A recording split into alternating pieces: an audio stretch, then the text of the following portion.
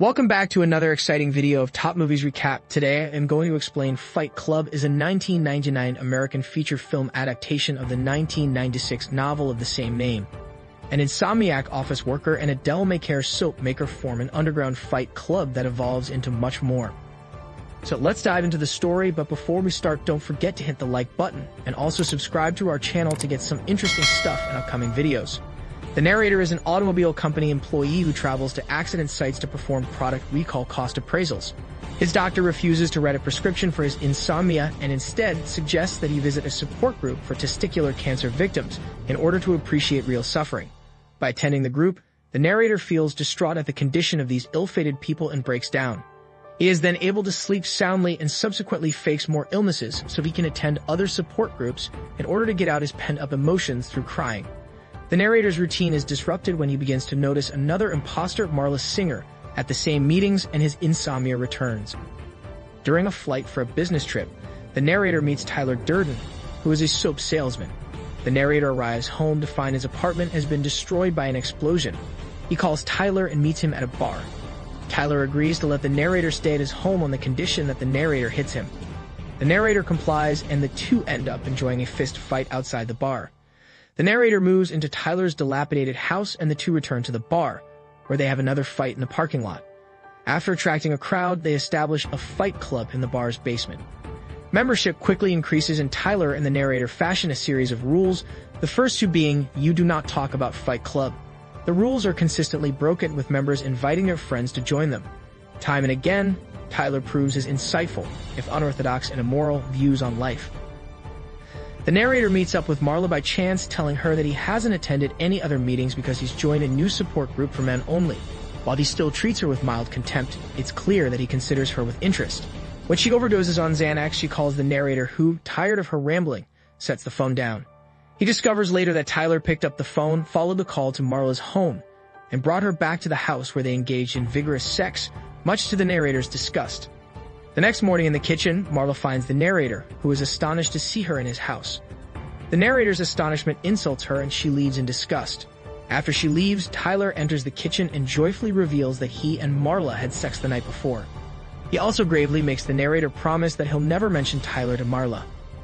That night, the narrator joins Tyler while he steals human fat out of the dumpster of a liposuction clinic. Tyler says that the best fat for making the soap he sells comes from human beings. Back in their kitchen, Tyler shows the narrator how to render tallow from the fat. After explaining a bit about the history of soap making, Tyler plants a wet kiss on the back of the narrator's hand and dumps pure lye on the spot, causing a horrific chemical burn. Tyler refuses to let the narrator wash the lye off his hand, saying that water will worsen the burn, and tells the narrator that the burn is a rite of passage. Tyler has burned his own hand in an identical way. Tyler also forces the narrator to accept allegiance to him and then neutralizes the burn with vinegar. Later, when they meet with a cosmetics salesperson at a department store, the narrator remarks that Tyler's soap sells for a very high price. With the narrator, he holds a college dropout at gunpoint and threatens to kill him if he doesn't pursue his dream of becoming a veterinarian. He allows Lou, the owner of the bar where their fight club is held, to beat him up before coughing blood all over him and demanding to stay in the basement. Horrified, Lou agrees. Tyler gives the club members a homework assignment. They will all pick a fight with a complete stranger and lose.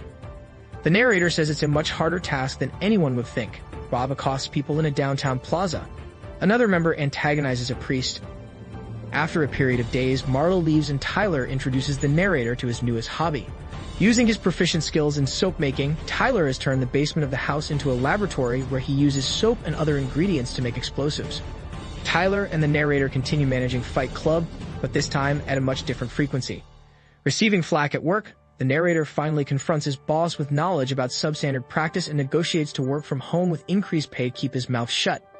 When his boss objects and calls security, the narrator beats himself up severely so that by the time security arrives, they are led to believe that the narrator's boss assaulted his employee. Tyler eventually assigns homework to his recruits and preaches to them about the detriments of consumerism and relying on society and authority figures. He proposes to revert back to the time where a man's worth depended on the sweat on his back and where he only used what he needed. This philosophy evolves into what Tyler calls Project Mayhem, and the fighting in basements turns into mischievous acts of vandalism and destruction. Their actions do not go unnoticed, But Tyler manages to show the lead investigator that the very people he's hunting are those that they depend on: waiters, bus drivers, sewer engineers, and more. They threaten the police chief with castration, and the investigation is called off. The dilapidated house where Tyler and the narrator live turns into Mayhem Central, where each new recruit is put through a rigorous period of initiation and training, and where the latest plans are hatched. While Project Mayhem grows, the narrator begins to feel more and more distant from Tyler, and jealousy sets in, making him go so far as to beat up and disfigure one recruit because he wanted to destroy something beautiful. As they walk away from this Fight Club meeting, Tyler drives the narrator and two members in a large Lincoln Town car. In the rain, Tyler taunts the narrator, suggestion that he hasn't even begun to live his life to his fullest potential. When he allows the car to drift into oncoming traffic, Tyler scolds the narrator for being weak and pathetic. Tyler then admits that he destroyed the narrator's apartment.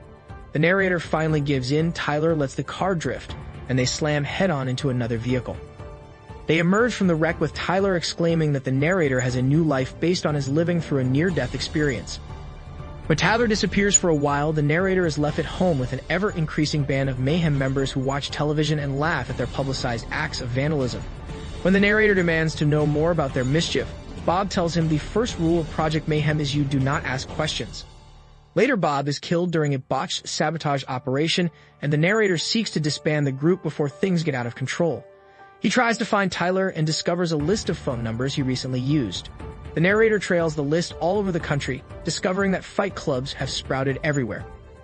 At one particular bar, the bartender addresses the narrator as Sir, which prompts the narrator to ask if he knows him. The bartender, after being assured that he's not being put through a test, tells the narrator that he is Tyler Durden. In shock, the narrator returns to his hotel room and calls up Marla, asking if they've ever had sex. Though irritated, Marla confirms their relationship and states that she knows him as Tyler Durden. Marla hangs up and Tyler suddenly appears in the room and confronts the narrator, telling him he broke his promise to not speak about Tyler to Marla. A few minutes of conversation confirms that they are indeed one person. The narrator has insomnia. He can't sleep, so whenever he thinks he is, or at random parts of a day, Tyler's persona takes over. The epiphany causes the narrator to faint. When he wakes up, he finds another phone list beside him with calls from all over the country. He returns to his home to find it completely empty, but one bulletin board yields a display of folders detailing certain buildings within the financial district. He finds that each one has been infiltrated by members of Project Mayhem and that Tyler is planning on destroying them, thereby erasing credit card company records and wiping the slate clean. In a panic, the narrator grabs all the information and reports himself to the local police. However, after telling the inspector everything he knows and being left with two officers, the narrator discovers that the officers are Mayhem members, and they tell him that they were instructed by him to take the balls of anyone who interfered with Project Mayhem, even him. The narrator manages to escape by stealing one of the officers' pistols and runs to one of the buildings set for demolition. He finds an unmarked van in the parking garage filled with nitroglycerin and attempts to disarm the bomb. Tyler appears and goads him, but the narrator successfully disarms the bomb. He and Tyler engage in a fierce fight, which appears oddly on the surveillance cameras since the narrator is only fighting himself. The Tyler personality wins and reactivates the bomb, and the narrator brings himself to another building where they can safely watch the destruction. Back at the opening scene, the narrator, with the gun in his mouth, mumbles again and tells Tyler, "I still can't think of anything." Tyler smiles and says, "Ah, flashback humor." The narrator begs that Tyler abandon the project, but Tyler is adamant. He professes that what he's doing is saving mankind from the oppression of consumerism and unnecessary luxuries, and that there won't even have to be any casualties. The people who work in the buildings are all Mayhem members, completely aware of the plan. Near breaking point, the narrator comes to realize that whatever Tyler does, he can do. He sees Tyler with the gun in his hand and realizes that it's actually in his hand. He puts it up to his own chin and tells Tyler to listen to him. He says that his eyes are open and then puts the gun in his mouth and pulls the trigger. The bullet shoots out of the side of his jaw and Tyler is killed, with a gaping wound to the back of his head. As the narrator recovers, members of Project Mayhem arrive with snacks and Marla in tow. Tyler had previously instructed her to be brought to them. Seeing Tyler's wounds, the Mayhem members leave Marla alone with him to fetch some medical supplies. Tyler stands with Marla and tells her that everything's going to be fine as the first detonation ignites the building in front of them. The others on the block soon follow suit, and Tyler takes Marla's hand in his and tells her, "You met me at a very strange time in my life." They watch as the explosives go off and the buildings collapse. We hope you enjoyed our today's video. If you did like this video, smash that like button and subscribe to our channel to stay up to date with the latest and interesting videos.